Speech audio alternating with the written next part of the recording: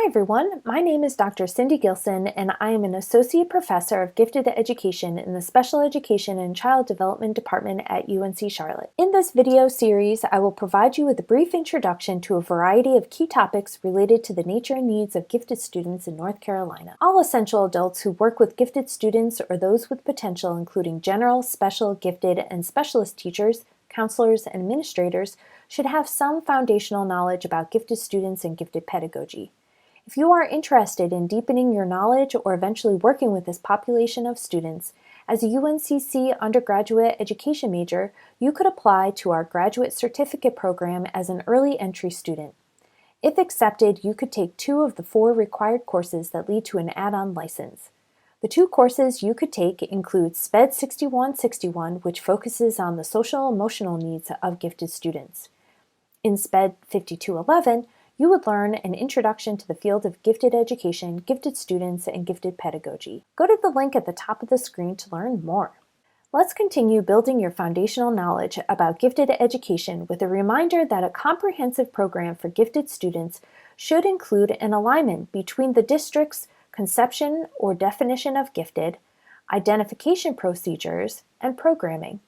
All 3 of these elements should be student-centered. In this video, we will focus on programming for gifted students. But before we move on, take a moment to reflect on the types of programming services that you think would be most effective and appropriate for gifted students. Keep these reflections in mind as we go through this video. When designing programs for gifted students, it is important to base services on what actually works. Karen Rogers synthesized the literature and identified 5 research-based suggestions for gifted programming. These include daily challenge in their areas of talent, opportunities to work independently in their areas of talent or interest, subject-based and grade-based acceleration, such as grade skipping or early entry into kindergarten, socializing and learning with likability peers. This is also known as flexible grouping, not tracking. Differentiated instruction and curriculum, such as pacing, practice and review, focus on concepts and generalizations. As you can infer, programming for gifted students goes beyond just academics. It also includes meeting the social needs of gifted students. Programming for gifted students should include a continuum of learning opportunities and experiences both within and outside of the classroom. In this video, I'd like to narrow our focus to talking just about differentiating curriculum and instruction. According to Dr. Carol Tomlinson, in a differentiated classroom, the teacher proactively plans and carries out varied approaches to content, process, and product in anticipation of and response to student differences in readiness, interest, and learning needs. Teachers can gain knowledge of students' differences either formally or informally by using ongoing assessments of students' current instructional levels. They can also administer what we call interestalizers to get to know students as learners and people with interests in and outside of school. All of this data can help teachers differentiate effectively. In case this concept is new for you, content refers to what a student learns. Process means how a student learns, and product means how a student demonstrates mastery. When teachers differentiate for gifted students, they think about how to modify the curriculum and their instruction to ensure that students are challenged enough intellectually and, importantly, motivated to learn. The learning environment, or the physical and affective learning environment, can also be differentiated. The affective learning environment means the social, emotional culture of the classroom. One example of a learning environment includes flexibly grouping students to work in varied areas of the school so that they can complete challenging projects. Pause the video and explore the other examples on the slide. Here are some general guidelines of what not to do based on the research and my experiences working with gifted students. Do not assign gifted students more work as they will feel punished for being smart. Do not make gifted students tutor struggling students unless it is part of your required curriculum, you teach them how to tutor, you provide assessment feedback, and all students involved are motivated to do so. Do not make gifted students work by themselves all the time.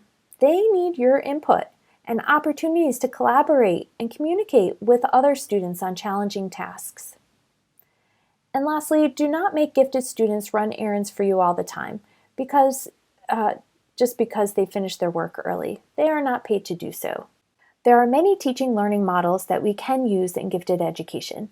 You may have heard of some of these, such as the CPS model or problem-based learning. Models for challenging gifted students are typically designed to develop students' creative and critical thinking skills. They usually emphasize learning advanced concepts and skills organized by a theme or problem to solve. The overarching goal is to ensure that gifted students learn something new every day and that they are intellectually challenged and also that they develop their talent areas. Like any student, if the work is too hard, easy, they may disengage. Fortunately, teachers have two great resources for ideas on how to differentiate for gifted students. The first includes the North Carolina AIG program standards. Specifically, Standard 3 focuses on differentiated curriculum and instruction. There are 9 practices that the state recommends for all North Carolina public schools for gifted students. Pause the video and read through the standards. You will see that they focus on differentiated learning experiences that accommodate students' academic, intellectual, social, and emotional needs. If you are interested in seeing how your school district differentiates for gifted students, go to the link at the top of this screen. Search for your school district's AIG plan and take a look at how they responded to Standard 3. You'll get a lot of great ideas from there. Another great resource is the NAGC Pre-K to Grade 12 Programming Standards, specifically Standard 3, which states educators apply evidence-based models of curriculum and instruction related to students with gifts and talents and respond to their needs by planning, selecting, adapting, and creating curriculum that is responsive to diversity. Educators use a repertoire of instructional strategies to ensure specific student outcomes and measurable growth. Here is an example of a specific set of instructional strategies within Standard 3. You can see that they emphasize problem-solving strategies and thinking skills to develop students' talents. If you have a chance, go to this link at the bottom of the screen and explore the other standards for some really great ideas on how to differentiate the curriculum and instruction for gifted students. To wrap up, a key takeaway from this video is that gifted students need differentiated curriculum and instruction to thrive academically, intellectually, socially, and emotionally. And this includes students from kindergarten all the way up to grade 12 in North Carolina. If you have any questions about this video, please email me. And if you would like to do more learning, here is a comprehensive list of additional resources. Thanks for watching!